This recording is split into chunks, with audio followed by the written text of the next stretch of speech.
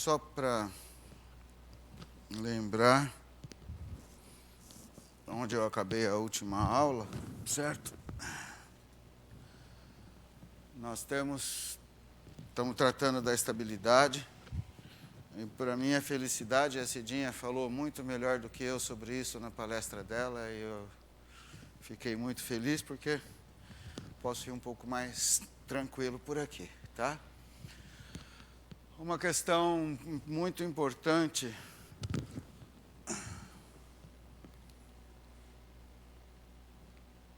achei.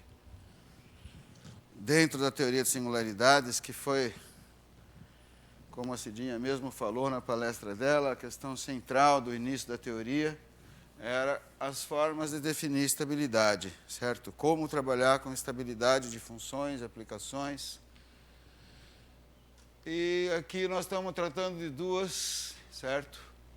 A primeira delas é a estabilidade de acordo com as órbitas de ação de um grupo, certo? Se nós temos uma órbita, nós vamos falar sobre a ação de um grupo, G, tá? Nós vamos falar que x pertencente a M é estável se a sua órbita Gx é um aberto em M. Por enquanto, nós estamos tratando de variedades e ação de grupos em variedades, tá? E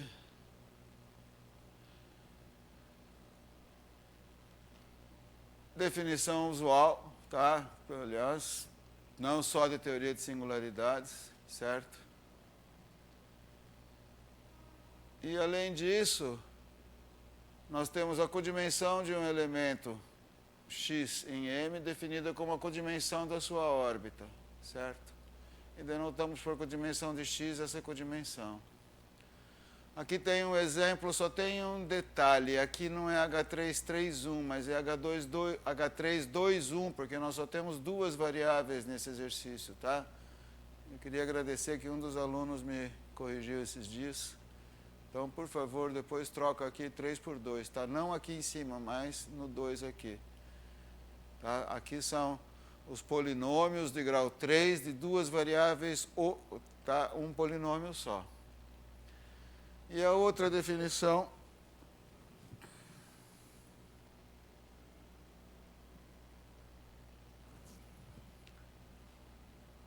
que aparece é estabilidade infinitesimal, que é dada em termos da codimensão da órbita, tá?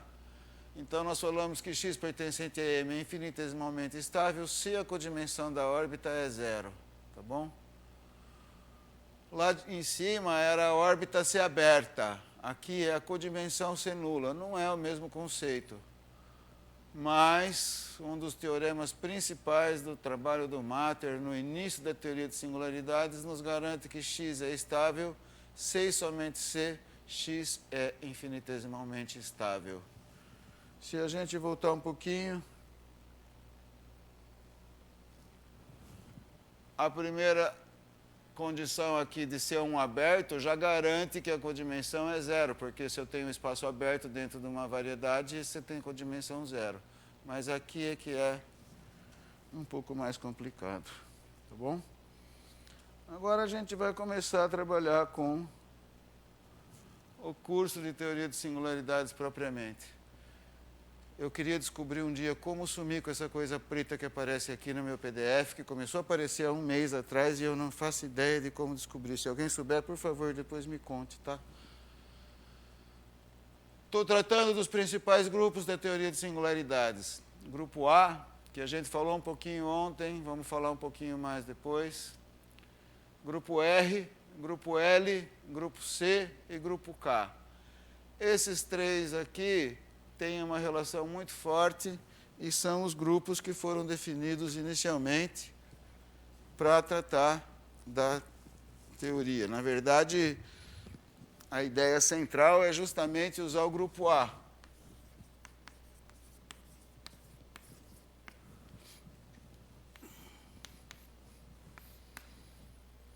Eu vou escrever já notação de germe.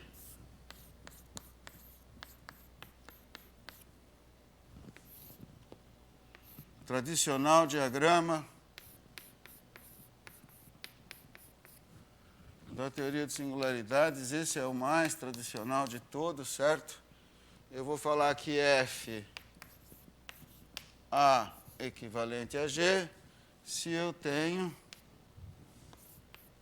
dois germes de difiomorfismos H e K de tal forma que esse diagrama comute. Ou seja, eu estou escrevendo G é igual a H menos 1 composto com F composto com K. Não tem erro. Eu só coloquei a definição na apostila. Aqui está o nosso famoso diagrama do grupo A. O grupo R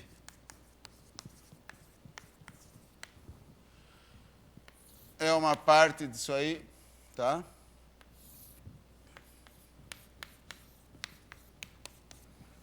E aqui eu estou com o famoso Rn0. Aqui chega em Rp0. Só estou tratando de condições de equivalência dentro de aplicações com as mesmas dimensões fixadas. Aqui eu estou com o germe Fg. Aqui eu tenho H. E aqui eu tenho o G escrito como H menos 1 composto com F. Tá? H e K são germes de difiomorfismos, não tem problema nenhum. E o grupo L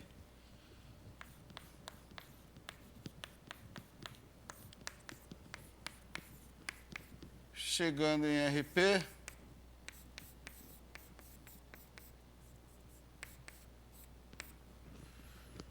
depois que a gente começa a usar computador, a gente passa a ter a letra cada vez pior, né?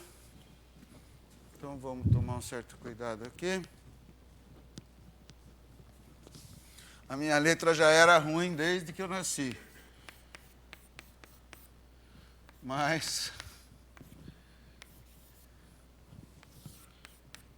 aqui eu estou com F, aqui eu estou com G, e eu estou escrevendo G igual a F composto com K. Sai pela F e chega na K, tá bom? A notação usual, o símbolo do grupo aqui. Aqui eu tenho G, R equivalente a F. E aqui eu tenho G, L, isso é um L, tá bom? Equivalente a F. Uma observação muito importante nessa história, a gente vai ver isso com um pouco mais de calma depois.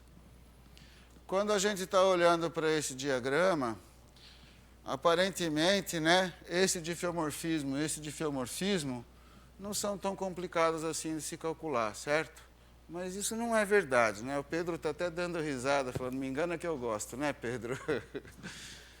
Você já viu esse filme, né? Fazer germe de difiomorfismo na fonte é totalmente independente dos germes FG. Claro que você vai procurar um difiomorfismo H que você faça a composição correta, certo? Mas fazer o germe de difiomorfismo na meta, aqui é RP também, não é tão trivial assim. Tá? Você conseguir fazer um germe de difiomorfismo aqui, de tal forma que a composta te dê esse germe aqui, você precisa trabalhar com essas variáveis que estão aqui, mas sempre olhando aqui não como variáveis y1 e yp, mas como as funções f1 e fp. Então você tem que saber compor com a função lá, com a aplicação lá dentro. Fica muito complicado, tá? Não é uma tarefa fácil. Aqui não, aqui é muito mais simples, tá bom? Esse grupo L aqui é muito complicado.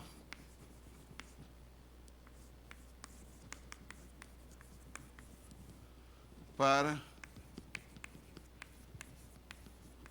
usar. Como eu comentei com vocês no começo do curso, o trabalho de Whitney, aplicações do R2 no R2, ele faz os diffeomorfismos na fonte e na meta para calcular as formas normais, tá?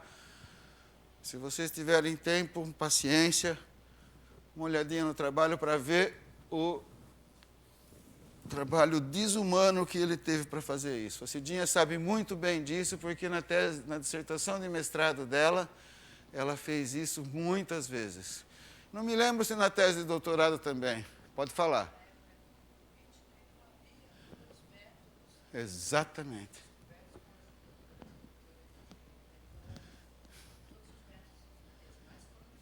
Exatamente. Era a única coisa que tinha para usar. Tá? Então, faltava mecanismo para trabalhar, certo?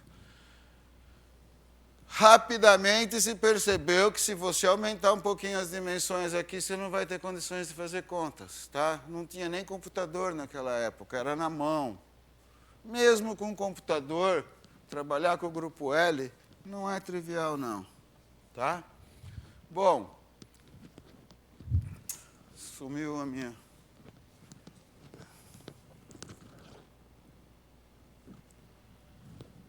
Voltou. Então, como vocês estão vendo aqui, por que grupo R? Bom, em inglês é R de right, certo? E em inglês L de left. Ah, e por que virou A? Boa pergunta, não sei. Tá? Mas o que importa para a gente é que o grupo A é feito diretamente usando esses dois grupos, o grupo R e o grupo L. Tá? Uma observação importante que eu quero fazer aqui, por causa da sequência, é que a gente tem que o grupo A é o produto direto dos dois grupos, o R e o L. Tá bom? Você faz um aqui, você faz o outro aqui, pumba, tem o resultado. Tá? Produto direto significa que, se você achar o H e o K correspondentes para te dar o grupo A, não vai ter outros, é único. Por isso que chama produto direto, tá? Já já vocês vão entender por que eu estou enfatizando isso.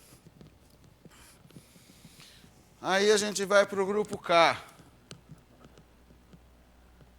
Antes de falar do grupo K, tenho a obrigação de falar do grupo C, tá?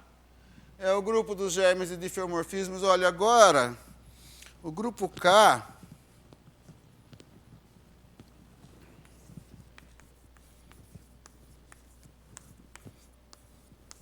e C, a gente trabalha no gráfico dos germes. Eu não sei se foi o Matter ou se foi o Reneton que definiram esses grupos, mas o Matter é que fez todo o trabalho de associar relações do grupo K com o grupo A, certo? Reneton era ótimo para dar ideias e falar coisas, mas para demonstrar não era o forte dele, mas também ele tinha coisas mais importantes, que era justamente criar a teoria. Aí vocês provam a teoria que ele criou, era isso que ele fazia, tá? E aí, facilitou demais o trabalho de classificação se a gente olhar para os grupos K e para os grupos C. Tá? O grupo C, vocês podem ver que são os germes de diffeomorfismos de Kn cartesiano Kp em Kn cartesiano Kp. Eu vou até me arriscar, não vou. Eu ia fazer o diagrama, mas eu vou acabar fazendo errado e perdendo tempo, tá bom? Mas se vocês perceberem, estou com KNKP, chegando em KNKP, é um diagrama que está vindo da parte daqui. Ó. O grande problema, como eu falei antes, era trabalhar com o grupo L, com germes de diffeomorfismos na meta, tá bom? Então a grande ideia foi trabalhar com o gráfico. Ops. Bom, aqui eu estou usando Na apostila eu estou usando KN e KP, que é complexo ou real. Mas aqui eu estou fazendo RN e RP. Aqui eu tenho X, a identidade F. Aqui eu tenho a identidade G. Aqui eu tenho a fonte RN. E aqui eu tenho o mesmo H do grupo R. Tá? Na verdade, eu acabei fazendo o diagrama que eu não ia fazer aqui, porque também não tem graça se não fizer. Tá? Então, nós temos que fazer essa composição. Por que esse aqui é mais fácil do que esse?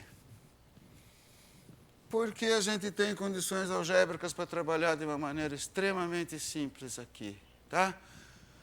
Realmente, o dia que eu vi como trabalhar, isso aqui é com o grupo K, tá bom? Esse aqui é o diagrama do grupo K.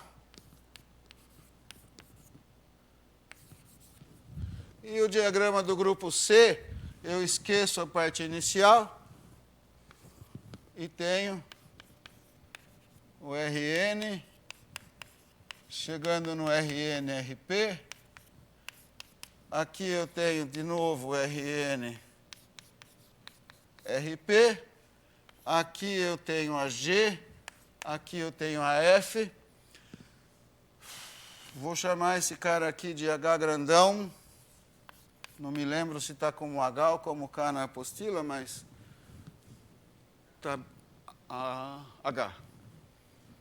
H de XY, tá vendo? Ótimo. A grande vantagem aqui, olha, vantagem, necessidade, né? Eu preciso fazer funcionar essa construção, certo? Do jeito que está escrito H de x, θ de xy, o meu H está invertido no diagrama, tá? Está saindo daqui, mas em geral a gente pega o H descendo e pega o H menos 1.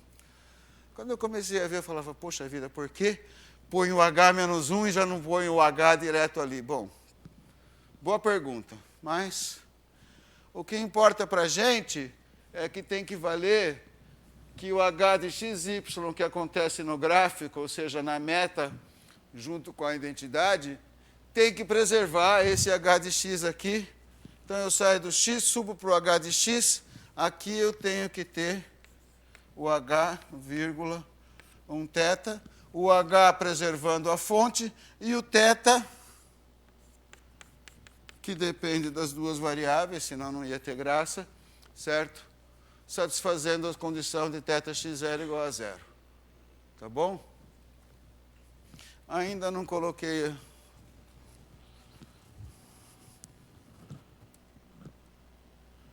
Agora sim aparece o H de x, fx, H de x, θ de xy.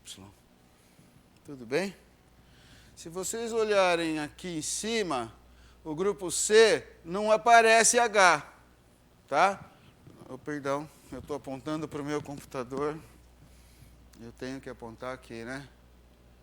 Aqui, ó, não aparece o H, porque eu estou agindo só na meta, certo? Lá na frente, ó. Aqui, tá bom? Se eu estou no grupo C, não tem mudança de coordenadas na fonte, só tem a mudança de coordenadas na meta, com a característica de ter o θ de xy e o H de x desse jeito. Eu, quando comecei a estudar isso, eu era um menino ainda, eu falava, poxa, por que o meu θ tem que depender do x para fazer as contas? Eu vou pôr um H de x aqui, um θy aqui e fazer as contas. Isso é uma grande bobagem, a gente aprende com o tempo, que é óbvio que eu preciso mudar as coordenadas do lado de cá, usando as duas variáveis, tá? E olha, não é só a primeira, são as duas, certo? A pergunta pode ser feita dos dois jeitos, tá? Esse grupo é trabalhável. O grupo K e o grupo C são trabalháveis. Temos álgebra boa o suficiente para trabalhar. Como eu comentei antes, os grupos C e K agem no gráfico dos germes, como está no meu diagrama lá na frente, certo? E aí nós vamos falar que os elementos, que os germes são K equivalentes ou C equivalentes, certo? E aqui eu estou usando uma notação muito comum, que é o θ em cada x aplicado em y, que é nada mais nada menos do que o meu θ de x fx aqui, o θ de x y, certo? E aí nós temos como trabalhar com a C-órbita. Só diminuir um pouco.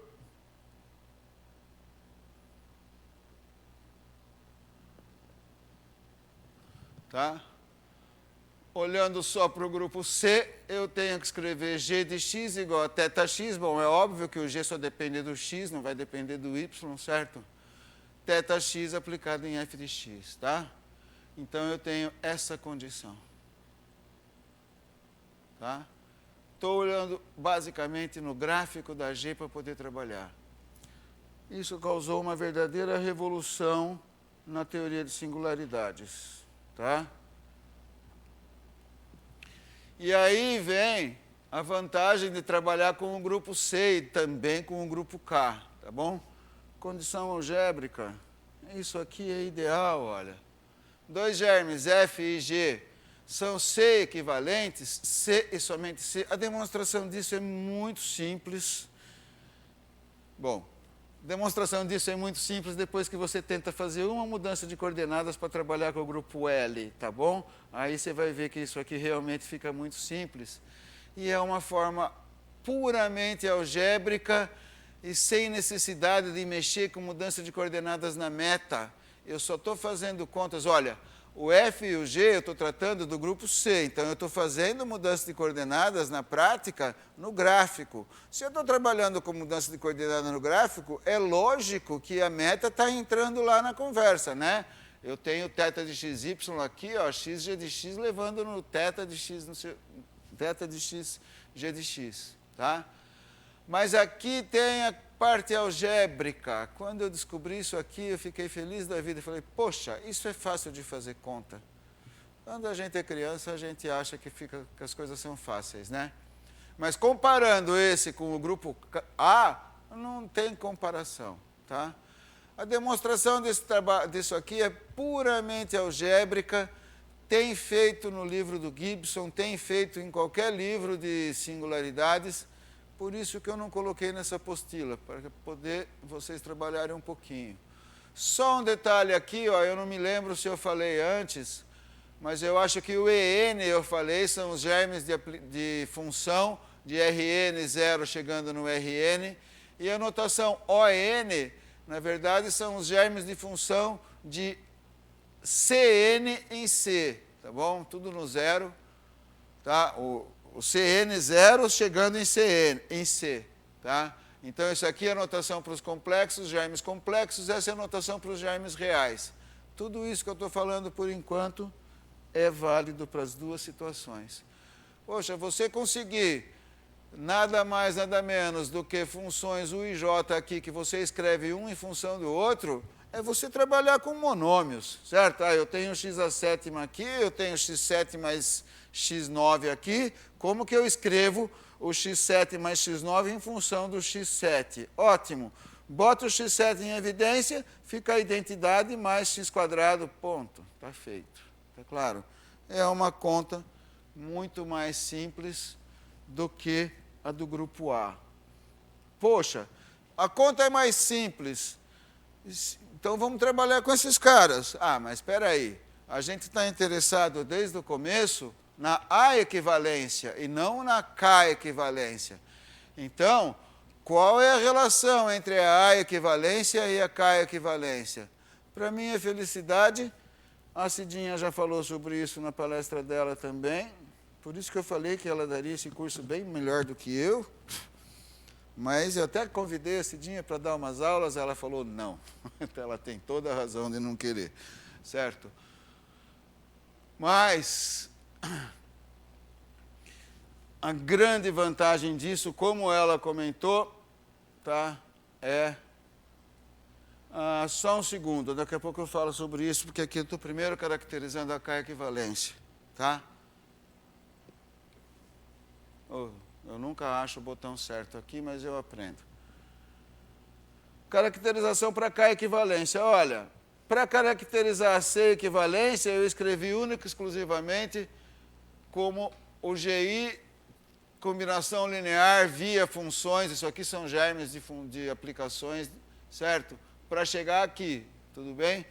Agora me falta caracterizar o grupo R junto com o grupo C. Eu esqueci de falar uma coisa. Desculpa, daqui a pouco eu volto para cá.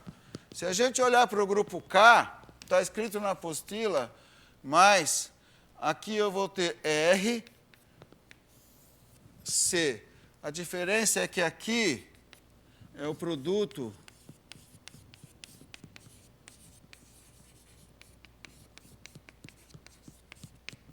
semidireto. Aqui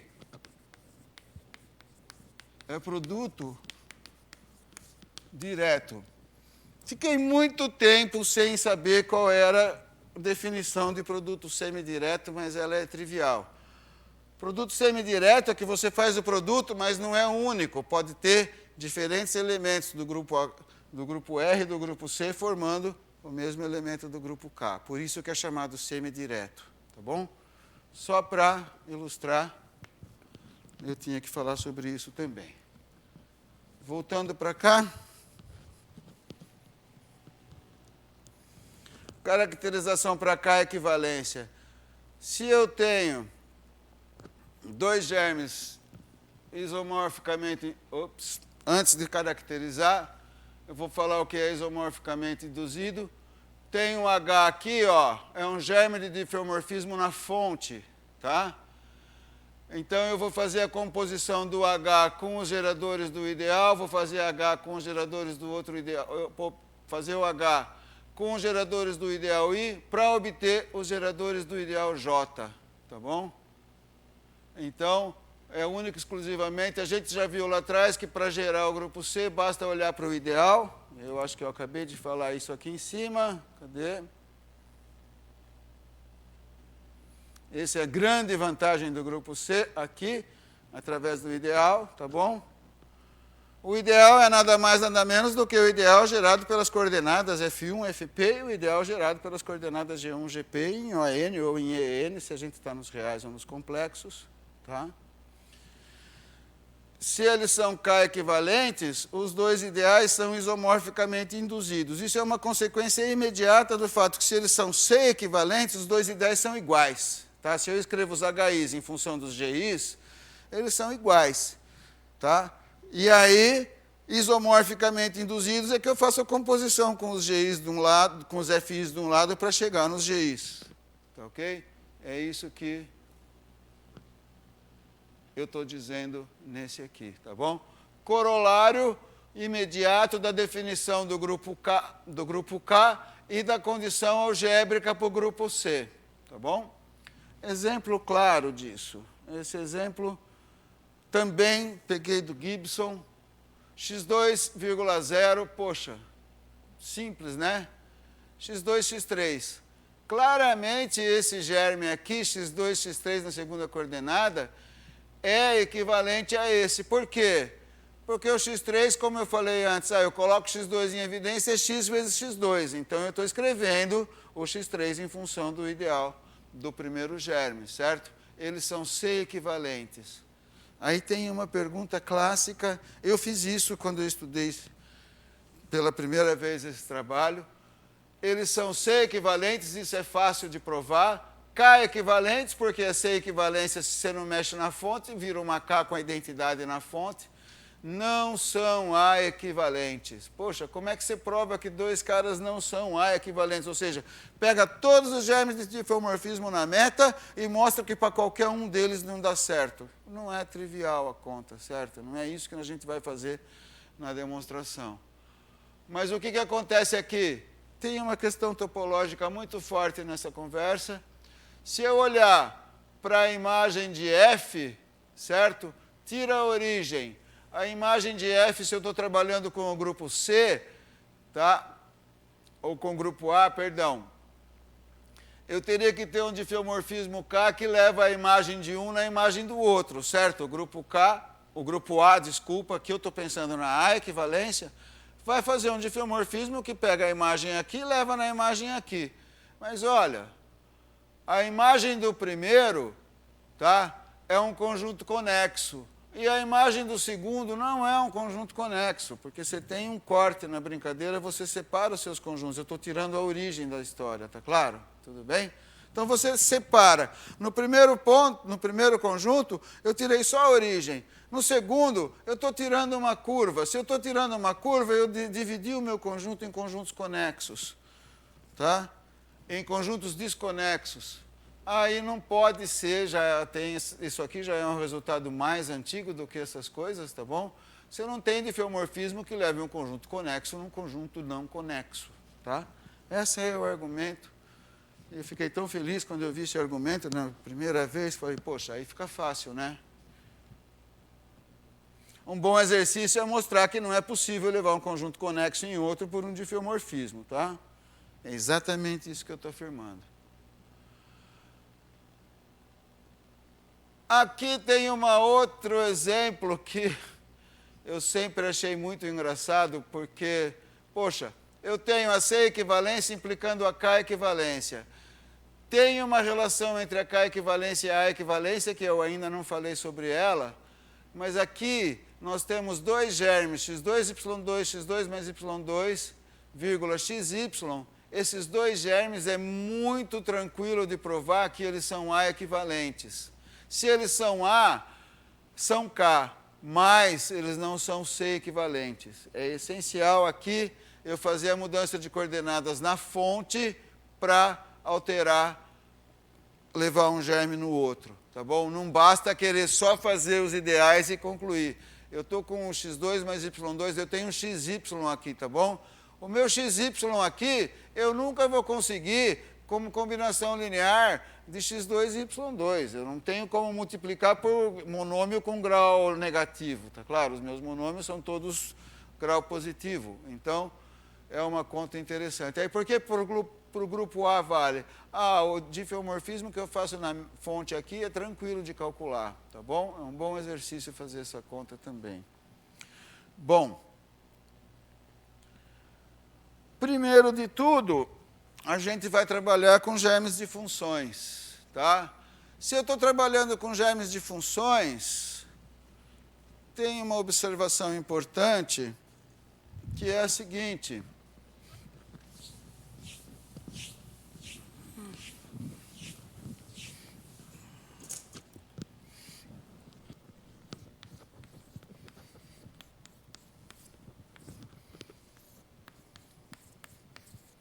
Estou chegando em R aqui.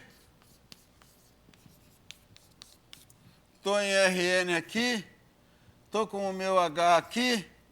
Estou com a F aqui. Estou com a G aqui.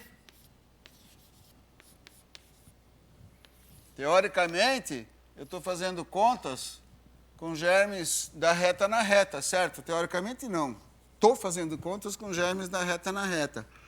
Mas se eu estou trabalhando na reta, facilmente a gente mostra que qualquer mudança de coordenadas da reta na reta que eu estou fazendo aqui, eu transfiro ela para essa mudança de coordenadas H, eu consigo um outro H' que aparece aqui, que esse cara é desnecessário. Tá? Então, se eu estou trabalhando com germes de funções, o grupo R, dentro dessas coisas que a gente está trabalhando aqui, é o ideal para a gente trabalhar. Pode procurar na bibliografia, em qualquer bibliografia, certo? Não só na minha,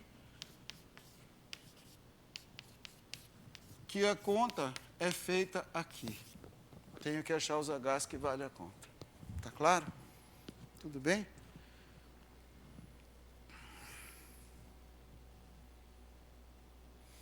Bom, então, eu só vou trabalhar, se eu estou trabalhando com germes de funções, germes em EN, eu estou trabalhando com o grupo R. Se eu estou procurando o grupo R, qual que é o objetivo? Determinar as R-órbitas e saber qual é a codimensão dessa órbita dentro do meu espaço inteiro. Como eu falei na aula passada, esses espaços, eles são espaços de dimensão infinita, certo? Mas eles têm estrutura de espaço vetorial. Eu posso fazer as mesmas contas que se faz com espaço vetorial, mas eles têm dimensão infinita. Então, você não tem um número finito de geradores para construir todos os monômios, os germes de funções em EN. Tá?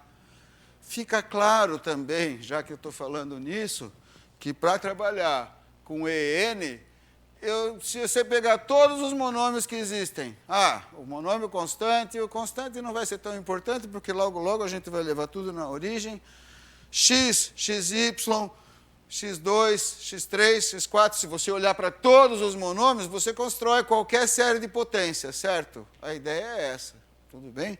Bom, se eu estou pensando em série de potência, eu não falei nisso no curso ainda, nem vou falar, na verdade, mas eu tenho que saber quem são os geradores do meu espaço EN. São justamente todos os monômios que existem. Se eu tenho N variáveis, você olha todos os monômios de qualquer grau que existe para construir germes de funções. Tá bom?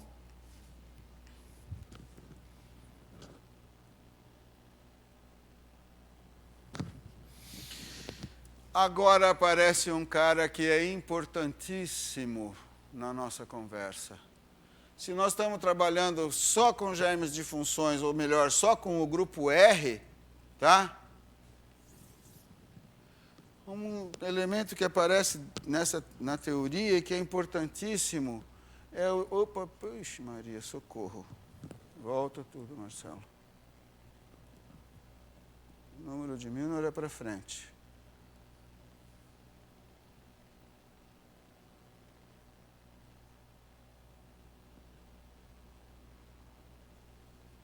Deu a louca no meu computador e saiu correndo. Eu estou no 3 ainda. Calma. Aqui eu estou falando no germe simples. Só um segundinho, gente.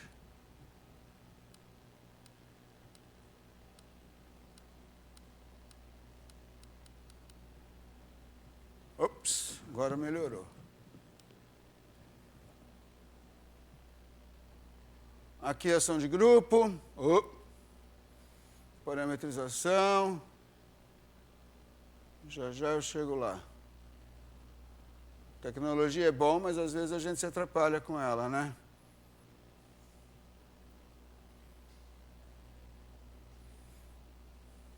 Codimensão, grupos, ótimo. Estou quase lá, só um segundinho.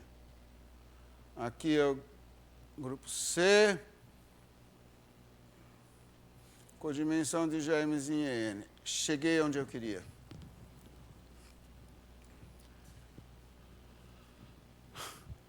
Por enquanto, eu não tinha falado nada sobre derivação dessas funções, certo? Aqui aparece o primeiro resultado importante. Tá? Como eu estava falando antes, o ideal jacobiano da sua função é importantíssimo. Como nós estamos trabalhando com funções de Rn em R ou de Cn em C, o ideal jacobiano, na verdade, é o gradiente. Esse é o famoso gradiente da função. Derivadas parciais, df dx1, df dxn. Todas as variáveis, n geradores, isso é um ideal dentro desse anel, certo? Se ele é um ideal, ele tem uma codimensão, ou seja, quem que está fora dele, está claro? Exatamente, isso é a R codimensão de um germe, tá?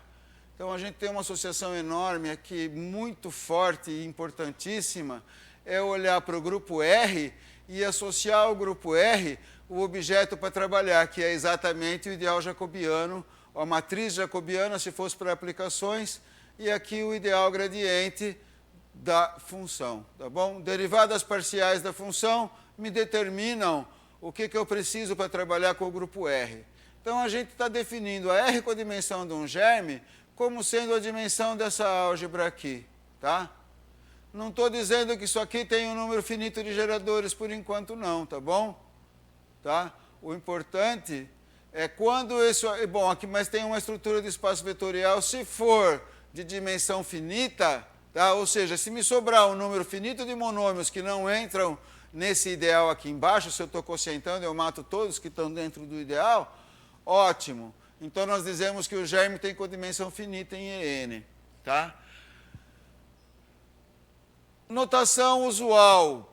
Pega essa álgebra, calcula o número de monômios que aparecem fora da álgebra, isso acha os geradores e chama de número de Milnor o número de geradores que tem nesse aqui. Se tem codimensão finita, o número é finito. Se não tem codimensão finita, o número de Milnor é infinito, certo?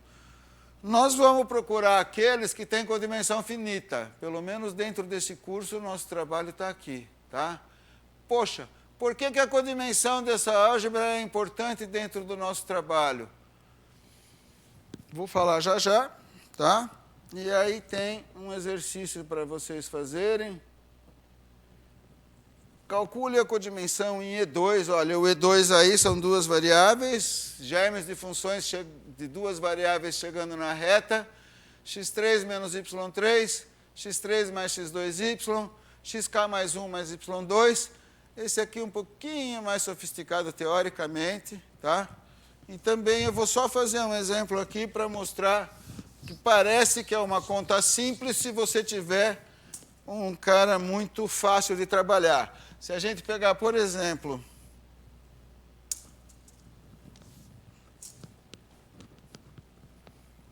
meu exemplo favorito,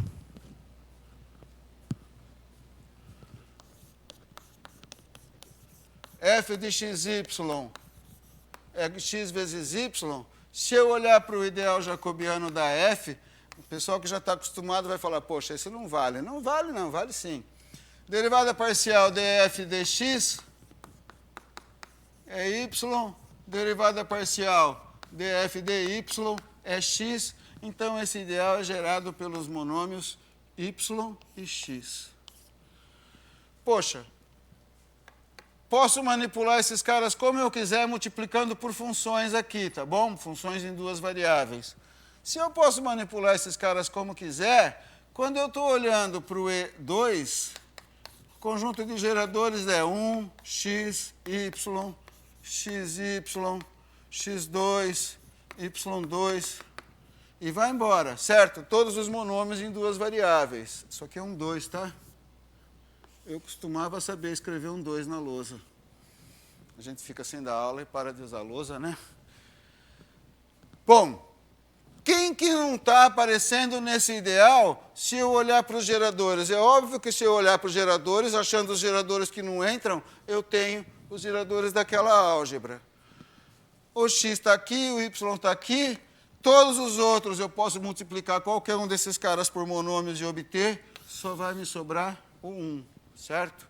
Então, nesse caso, a função f de xy desse jeito, quando eu faço a álgebra E2 quociente JF, isso aqui é gerado só pelo termo constante. Tudo bem? Olha, um break aqui. Ah, mas se é gerado pelo constante, eu consigo todos esses. Não. Tem uma coisa muito fundamental nessa história. Quando eu estou fazendo conta aqui, né, quando eu estou procurando os monômios ou as funções que estão dentro desse ideal, eu estou multiplicando por funções, certo? Quando eu faço essa álgebra e falo, olha, isso é um espaço vetorial, mas é um espaço vetorial, eu não posso mais multiplicar por funções, eu só vou multiplicar por números aqui, tá bom? Porque isso aqui é um espaço vetorial sobre a reta, tá claro? Então, dentro dessa álgebra aqui, eu só tenho funções constantes, tá claro? Eu não tenho mais nada, tudo bem? Então, precisa tomar um certo cuidado com isso, principalmente quando você vai estudar essas coisas, tá? Eu demorei um pouco para entender qual era a diferença entre trabalhar com a álgebra e trabalhar com o espaço vetorial real, certo? Aqui é um espaço vetorial real, aqui é a álgebra dentro de EN, tá? É muita álgebra? É. Teoria de singularidade sem álgebra não existe. Tudo bem? Só para deixar bem claro isso. Então, aí tem os exemplos. Só para ver, poxa, eu estou com o primeiro exercício que aparece aí, é o f de xy, x3 menos y3. Pô, eu vou olhar o ideal jacobiano, eu tenho... Peguei um exemplo bem simples, esse aqui também é tão simples quanto aquele. 3x2, e aqui eu tenho menos 3y2. Esse ideal é gerado por x2, y2. E se a gente olhar para a álgebra E2, quociente JF, aí eu vou trocar a notação. Aqui a notação como ideal, aqui a notação como espaço vetorial. Quem são os geradores desse aqui? X, eu não consigo escrever o x em função desses caras. O y, o x2 já está aqui. O xy aparece daqui? Não, eu não posso escrever xy se eu tenho coordenada quadrática e coordenada quadrática aqui. Então, o xy está aqui também. Aí, quem que é o próximo? Seria o x2. O x2 está aqui. Qualquer um para frente do x2, eu consigo. Qualquer um para frente do y2, eu consigo também. Tá bom? Então, a codimensão, de acordo com o grupo R, dessa função x3 menos y3 é 4. Está claro? Sem problemas? Para esse exemplo, está claro. Tá? Perdi. Estou nos exercícios. Calma. Aqui, desculpa. Esse exemplo é fácil. Por que esse exemplo é fácil? Porque quando eu faço as derivadas, fica dois monômios bonitinhos, x2 e y2, e eu sei calcular quem está. Mas se a gente for olhar nos outros exercícios, aqui eu tenho xk mais 1 mais y2. Bom, xk mais 1 mais y2, dá para perceber que na derivada parcial eu vou ter xk e y, a codimensão aqui vai ser k, tá? Se eu não me engano. Aqui também está fácil, porque quando você faz as derivadas, fica tranquilo. Olha, mais ou menos, né? Quando eu faço a derivada parcial do x3, eu tenho 3x2. Quando eu faço a derivada parcial do x2y, só para deixar bem claro, no segundo exemplo, né, eu quero enfatizar que conforme você vai tendo funções mais sofisticadas, esses ideais não são tão simples de trabalhar, tá bom? Se eu pegar, por exemplo, a f de xy, x3 mais x2y, a primeira pergunta é, bom, esse aqui claramente tem codimensão finita, é 4, certo? E esse aqui tem codimensão finita? Bom, se eu pegar o jacobiano desse cara, eu tenho 3x2 mais... eu derivei em relação a x, me sobrou 2xy. Poxa, aqui já tem dois monômios gerando o primeiro cara. Em compensação, nesse daqui, eu só tenho o x2, tá? Teoricamente, é muito mais difícil trabalhar com monômios juntos assim, né? Aqui eu tenho um gerador, né, o dfx, aqui eu tenho outro gerador, o fy. O ideal seria ter só monômios, né? Se fosse só monômios, a conta fica simples. Já começou a complicar. Essa não é tão complicada, um pouquinho de manipulação. Eu tenho x2 aqui, eu tenho x2 aqui, eu posso jogar o x2 fora dessa usando esse, certo? Então, esse ideal aqui, eu tenho que ele é exatamente gerado por xy, x2. Está clara a minha conta, gente?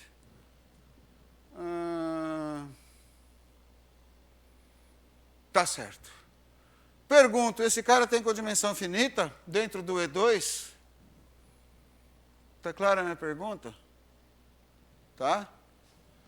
Para ter codimensão finita, eu tenho que ter só um número finito de monômios fora do ideal. Se eu olhar para o E2 quociente JF, eu vou ter quem? Constante, com certeza, não aparece aqui. O x não aparece aqui. O x2 aparece, então o x2 está fora. E o y? Dá para escrever o y usando esses dois monômios, esses dois polinômios, aqui não é mais monômio, é um polinômio, certo? Impossível, né? Eu não posso dividir por x nessa história, certo? Eu só posso multiplicar. Se eu só posso multiplicar, Aqui eu tenho o Y2, Y3, todos os termos puros em Y não aparecem dentro daquele ideal. Está claro o que eu estou falando? Se eles não aparecem dentro do ideal, então a codimensão, de acordo com o grupo R, desse germe é infinita. Tudo bem? Poxa, esse cara não tem codimensão finita. E por que é importante isso? Existe uma relação muito forte entre a álgebra, como eu acabei de falar. A gente não consegue trabalhar com singularidades sem obter resultados algébricos para descrever. Vai aparecer justamente na minha próxima definição. Tá? A minha próxima definição volta para a teoria de singularidades, deixa a álgebra um pouco de lado.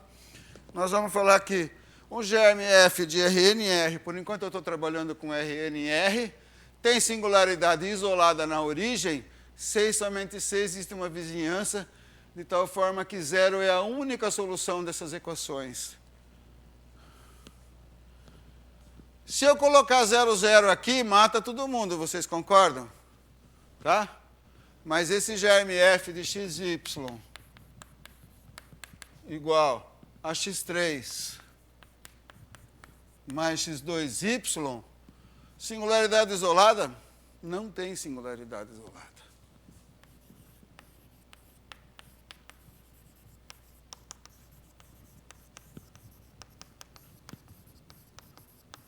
Um bom exercício para se pensar depois, tá bom? Mas também não... Para isso que serve a teoria, né? Se você tem a teoria, você não precisa fazer exercícios. Por quê?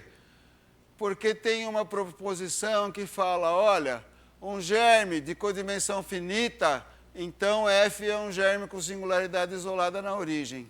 Tudo bem?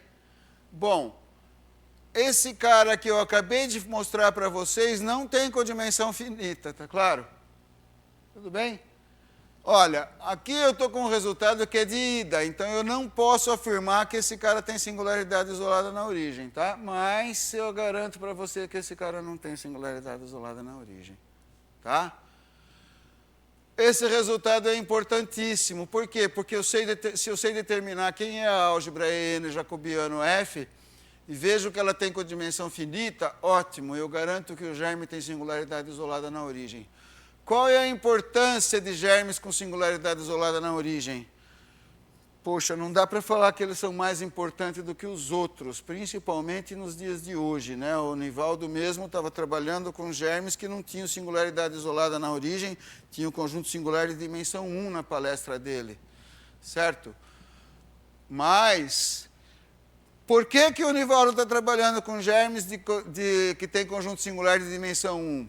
Porque essa teoria já está sendo desenvolvida há 50 anos, certo? E a gente passou 40 anos, quando eu falo a gente, é todo o grupo que estuda singularidades no mundo, praticamente, só trabalhando com germes com singularidade isolada na origem. Chega uma hora que você esgota as questões sobre esse tema, então você começa a estudar os germes com singularidade não isolada na origem, tá bom?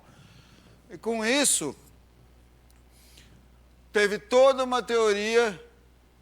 Ah, bom, essa aqui é a demonstração. Por que esse cara não tem singularidade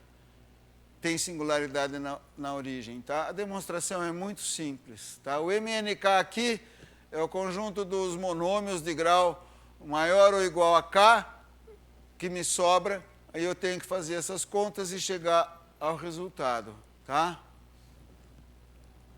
Se a gente olhar para os exemplos que tem aí, tá? Só um segundinho. Eu falei do resultado de singularidade isolada na origem, e aqui eu faço questão de fazer uma observação. Essa observação está um pouco para frente, mas eu vou fazer aqui, que eu acho importante falar isso já.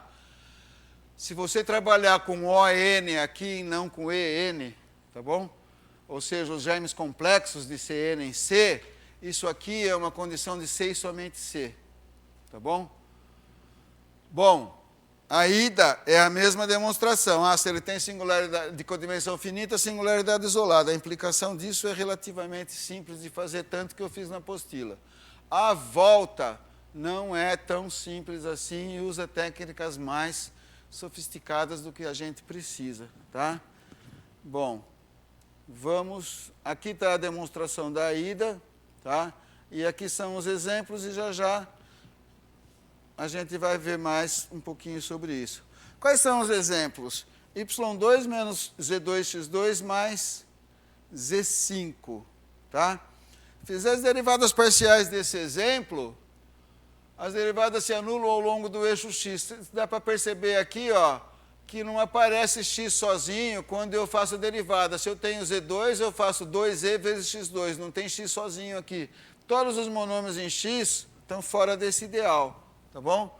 Se todos os monômios estão fora do ideal, a origem não pode ser ponto singular isolado. Se ela não pode ser ponto singular isolado, então não tem codimensão finita em E3, tá bom? É muito mais fácil procurar se tem singularidade isolada, ou seja, eu tenho que achar conjunto de zeros das derivadas parciais, do que ficar olhando para a álgebra quando você tem exemplos mais sofisticados, tá bom? Isso é uma técnica muito usada. Agora, importantíssimo, se eu pegar o germe x2 mais y2 e levar ao quadrado, a origem não vai ser ponto singular isolado, tá? Por que não? Bom, porque eu vou derivar aqui, vai ser 2x2 mais y2 vezes 2x, e o outro cara é 2x2 mais y2 vezes 2y. O x2 mais y2 igual a zero anula o ideal jacobiano. Então, apesar de tudo, esse cara tem singularidade, eu tenho um ponto singular isolado, mas ele não tem codimensão finita, tá? Isso é uma coisa que acontece nos reais, certo? Se a gente passar para os complexos, como eu acabei de falar, esse é um resultado de C e somente C, aí aqui muda um pouco a brincadeira, tá bom? Se ele tem ponto singular isolado, se eu estou pensando como x e y, variáveis complexas, ele vai ser um ponto singular isolado, então ele vai ter codimensão finita nos complexos, tá? É exatamente o que eu acabei de falar aqui. Aquela proposição lá em cima vale para os complexos, tá? Mas a recíproca vale para os complexos também, e não vale para os reais, como a gente vê nesse exemplo bem simples. Aqui começa a aparecer a minha parte favorita da teoria, que são os tais dos invariantes, apesar de eu ainda não estar falando neles por enquanto. Dois germes, f e g em EN, são R equivalentes. Olha a importância desse resultado. Poxa, como é que eu sei que dois germes são R equivalentes? Desde o começo, eu estou tratando de equivalência, absorção de grupo, certo? Eu estou procurando R órbitas. Essa proposição é importantíssima. Se dois germes são R equivalentes, então os dois têm a mesma codimensão. Os dois ideais jacobianos são isomorficamente induzidos, e eu posso tranquilamente falar que eles têm a mesma codimensão, tá? A demonstração é trivial, tá? Estou comparando as derivadas parciais do G com as derivadas parciais do F e mostrando que eu escrevo as derivadas parciais, olha, aplicação imediata da regra da cadeia. Calculei a derivada parcial da F bola H aqui, tá vendo? Derivei primeiro em relação a F, compus com H, derivei primeiro, aí derivo em relação a H, mas tem que ver as derivadas parciais aqui, porque o H é um difeomorfismo na fonte. H estrela, calculado em df dxj, o H estrela aqui significa que eu estou fazendo composição com H, essa composição aqui, esse símbolo é o isomorfismo induzido que eu falei no começo, vezes dH dxj, tá bom? O JG está contido em H estrela de JF, está dentro da R equivalência, certo? Se considerarmos o H menos 1 nessa brincadeira, eu olho para os elementos da F, faço df dxi, e vou chegar que ele é gerado pelos dg dxj, tá? Então, a gente tem que um ideal é isomorficamente induzido ao outro e o outro é isomorficamente induzido ao primeiro, tá bom? Passar um pouquinho para frente, tá? Já que eu estava falando de codimensão de germes em EN, por que a gente não vai falar de codimensão de germes em ENP? Bom, ENP são os germes de aplicação saindo de RN e chegando em RP, tudo bem? Ah, mas aqui eu estou trabalhando com mais ações de grupos. Por enquanto eu tenho A, L, A, C e K, tá? Vou definir a codimensão de acordo com uma ação de grupo, novamente do mesmo jeito que eu fiz, é a dimensão da álgebra, certo? É ENP, quociente, o espaço tangente a F, tá? Com relação ao grupo GF. Como eu falei ontem, não entrei em muitos detalhes, mas todos esses grupos que a gente trabalha aqui, nós podemos definir um espaço tangente. Tendo o espaço tangente, é o que a gente vai trabalhar na prática. Então, esse aqui é a órbita do germe F com a ação do grupo G, fazendo o quociente com o espaço que eu estou trabalhando, que é o espaço dos germes de aplicação. Aqui começa a atrapalhar a minha brincadeira. Por quê? Se eu for definir os espaços tangentes e mostrar como construir esses caras, vocês podem ver no trabalho do Gibson a dificuldade que tem. Então, eu não estou fazendo isso aqui, mas eu estou deixando claro para vocês quem é. O espaço tangente é o grupo L, a gente denota por ômega F θ P, que são todos os germes que a gente faz com condições de via composição na fonte, depois deriva e calcula. Fazer as derivadas do jeito que a gente precisa para fazer as contas aqui fica muito difícil, tá? Aqui nem tanto. O espaço tangente ao grupo F de um germe F qualquer é o espaço gerado pelo ideal F estrela EP, ou seja, F estrela EP é o F1, F2, F3, F4, Fn, que eu vou multiplicar por elementos o θF. Quem é o θF? Bom, o θF é uma notação diferente para o meu ENP, porque o θF, na definição usual, são os campos de vetores definidos ao longo do germe F. Poxa vida, o que é isso? Ah, na segunda linha, depois da definição, está escrito claramente em qualquer livro. Ah, esse cara é exatamente o meu ENP, tá? Então, vamos usar o ENP e pronto. O grupo A.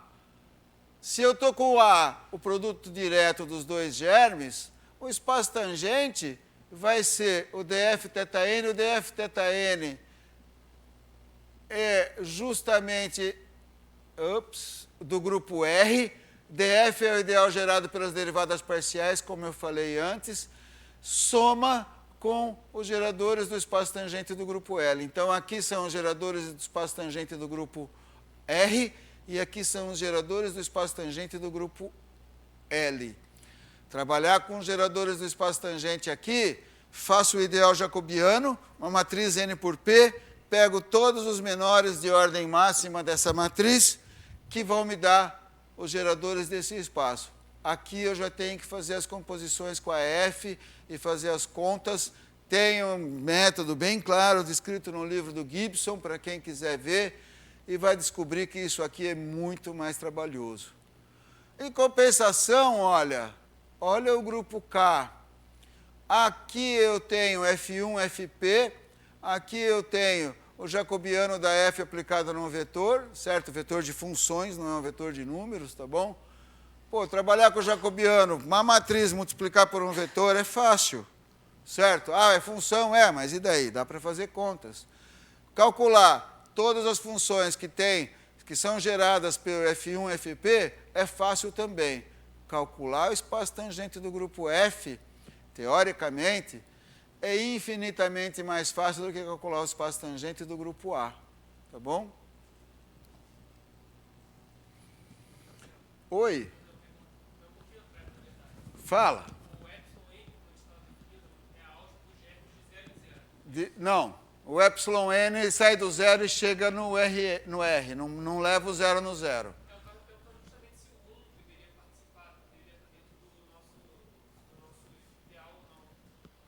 Aqui eu estou com a codimensão estendida. Eu estou usando todo mundo. Tá claro? Oi, Cidinha.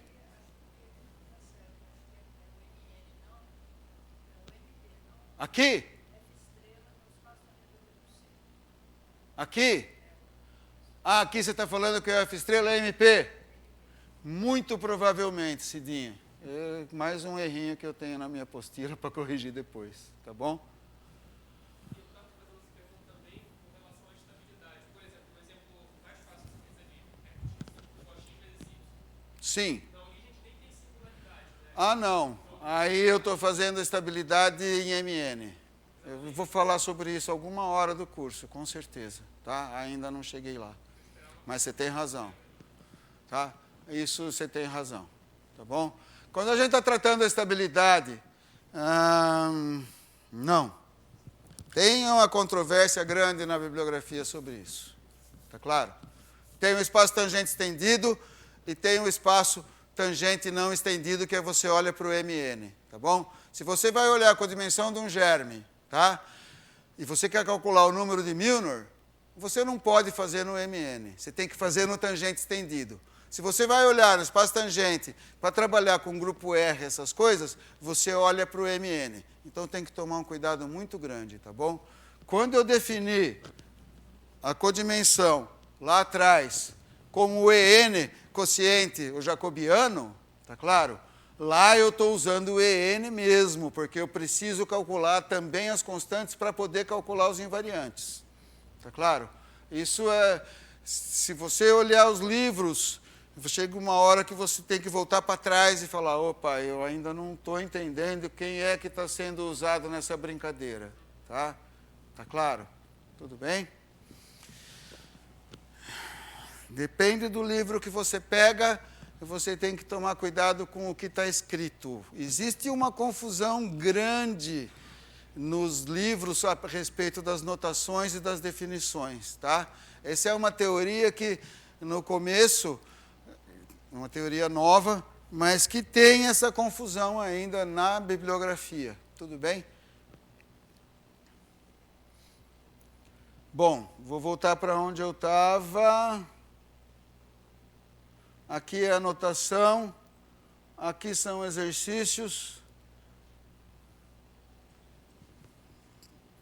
Esses exercícios são bem interessantes, justamente para a gente poder saber a dificuldade de trabalhar, tá? Olha, aqui eu estou com o MNK contido no tangente estendido do cara, tá claro? Tudo bem? Não estou entrando em detalhes aqui porque não tem como fazer isso em poucas aulas, tá? Aí vem o exercício 2, que dois gêmeos são K equivalentes, então eles têm a mesma K codimensão. K codimensão significa de fazer o quociente com o grupo K. Tudo bem? Esse aqui em cima. Tá? E aí tem o exercício 2, que é para calcular a G codimensão para os grupos L, A, C e K dos germes. Poxa, são germes simples, né? Simples não na definição, mas simples teoricamente nas contas. X2, Y2, o X2, Y2 é relativamente tranquilo de trabalhar se você olhar para o grupo K e para o grupo C. Se você já olhar para o grupo L e A, a brincadeira fica muito mais complicada, tá? Deixei como exercício, é aquela coisa ingênua, né? Poxa, se dá trabalho, deixa como exercício. Para quê? Para o aluno sentir a dificuldade de trabalhar com essas coisas, certo? Se você ganha tudo de graça, você não sente nem o gosto do que está fazendo, certo? Aqui eu estou com germe, olha, de R em RP, saindo do X e chegando só no XK mais 1. Aqui eu estou com XY, XA mais YB, esse aqui é meu exemplo, um dos favoritos. Eu trabalhei com esse germe aqui na minha tese de doutorado, que a Cidinha deve lembrar disso. Eu fiz tanta conta para calcular jacobiano e calcular quem que estava na A-órbita e depois na K-órbita desse germe, até conseguir métodos mais eficientes, que é o que eu vou falar durante o curso, que é justamente trabalhar com poliedro de Newton para trabalhar com esses caras. Esse exemplo foi um dos exemplos fundamentais para eu começar a estudar. Aliás, foi graças a esse exemplo que eu conheci os poliedros de Newton, que são uma ferramenta importantíssima dentro da teoria para calcular invariantes, tá? Eu fico até arrepiado de falar. Matemática é assim, né? Matemático fala das coisas e fica arrepiado, contente de falar. Eu falo isso para minha mulher, ela morre de rir. O meu filho, então, fala, eu não vou nem comentar, pai. Aqui é um outro exemplo, x2 mais y2, xa. Todos esses exemplos são simples de trabalhar se eu estou no grupo C ou no grupo K. Se eu vou para o grupo L, vocês vão perceber a dificuldade, tá? Opa! Esse aqui eu vou continuar na aula de segunda-feira. Só vou falar um pouquinho, porque eu tenho 5 minutos agora, não adianta nem eu querer falar muito. Mas uma coisa importantíssima, germes estáveis e germes simples, tá bom? Olha onde eu estou, ó. Tá claro? Eu vou tratar a estabilidade não mais no EN, mas naqueles germes que levam o zero no zero. Por enquanto eu estou em EN, certo? Nos germes de função de RN em R, mas que leva o zero no zero. Multiplica por MN aqui, você tem que obrigatoriamente levar o zero no zero. O MN não tem o termo constante. Tudo bem? Então aqui fica claro isso, tá? Então nós vamos tentar descobrir quem são os germes R estáveis em EN, ou seja, aqueles que têm R com dimensão nula, não em EN, perdão, aqui é em MN, desculpa, porque senão dá pau, me sobra o termo constante e eu não tenho codimensão nula. E vou trabalhar, não é todo o EN. Bom, aqui eu estou trabalhando com codimensão nula em EN, sim. Aqui que começa a parte que eu falei da confusão na bibliografia, tá claro? Se você vai procurar quem são os germes R estáveis, tá? Se você vai ver o trabalho do Morse, que foi o primeiro trabalho, tá bom? Você vai ver que não é possível trabalhar em MN, porque dá pau aí, certo? Mas a gente trabalha, a gente vai ver isso com calma na sequência do curso, tá bom? Vamos ver quem são os... Olha... Aqui está bem explicado o que você estava comentando.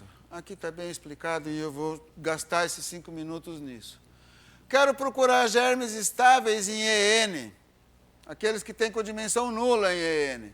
Se eles têm codimensão nula, o ideal jacobiano é todo EN. Se ele é todo EN, o germe só pode ser uma submersão. Se ele é uma submersão, ele não tem ponto crítico. Bom, se ele não tem ponto crítico, não está nesse curso, certo? As submersões são estudadas no curso de cálculo de várias variáveis, que são as submersões, a forma local das submersões. A partir das formas locais de submersões, é que a gente começa a estudar teoria de singularidades, tá bom? Então, sob o ponto de vista da teoria de singularidades, o nosso grande objetivo é estudar a estabilidade. Eu sabia que eu tinha escrito isso em algum lugar e não estava lá antes porque eu deixei para esse finzinho mesmo. Não para o fim, mas para o começo desse capítulo. Nós só vamos estudar os germes que não são submersões. Por quê? Porque precisa ter ponto crítico. Sem ponto crítico não me interessa. Aí sim eu vou trabalhar em MN, tá? Mas é importantíssimo deixar claro que lá em cima eu faço a codimensão ENJF por causa do número de Milnor. Tá? Eu levei bem uns 5 anos para entender isso, discutindo, aliás, com alunos de doutorado, a gente tinha sérias discussões sobre isso no meu tempo que eu era orientador de doutorado. Quer dizer, ainda sou, mas 30 anos, nossa, não posso nem falar quantos anos atrás. Bom, vou parar por hoje. Segunda-feira, 8h30, sala 347 vai ser a aula, tá? Só para lembrar os alunos que estão aqui, que vão estar por aqui, tudo bem? Aí a gente continua o curso segunda-feira, tá bom? Por hoje, tá ótimo, gente.